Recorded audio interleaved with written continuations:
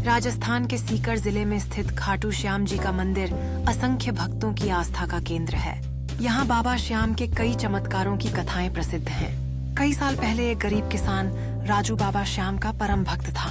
वह रोज सुबह और शाम बाबा के दरबार में मत्था टेकने जाता था और सच्चे दिल से प्रार्थना करता था, परंतु उसकी आर्थिक स्थिति बहुत खराब थी। कर्ज के बोझ तले दबे होने के कारण उसके घर में खाने के भी लाले पड़ गए थे। एक दिन परेशान होकर उसने सोचा कि अब जीने का कोई मतलब नहीं।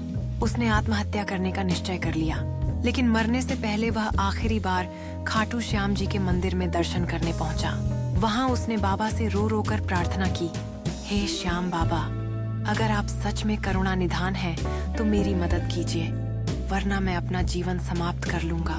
भक्त राजू की यह भावनात्मक पुकार बाबा श्याम तक पहुंच गई। उसी रात उसे सपने में बाबा श्याम जी के दर्शन हुए और उन्होंने कहा, हे मेरे भक्त, चिंता मत कर, सुबह होते ही तेरे सारे कष्ट दूर हो जाएंगे, सिर्फ श्रद्धा और धैर्य बनाए रख। अगली सुबह जब राजू जागा तो दरवाजे पर दस्तक हुई। बाहर एक सेठ खड़ा था।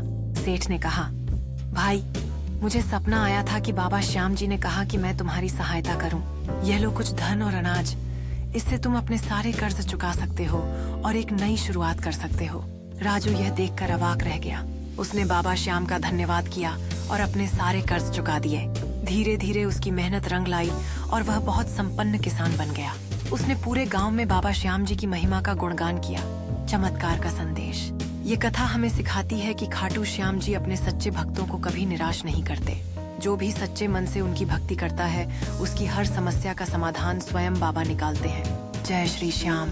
इस अध्याय का अंत एक नई शुरुआत का संकेत है, जहां विश्वास और मेहनत मिलकर चमत्कार कर सकते हैं। आपका मार्गदर्शन और आशीर्वाद हमेशा सच्चे भक्तों के साथ रहता है। इस प्रकार बाबा श्याम का नाम लेते हुए हम जीवन की कठिनाइयों का सामना कर सकते हैं। हर कठिनाई के पीछे एक नया अवसर छिपा होता है, बस हमें विश्वास बनाए रखना है।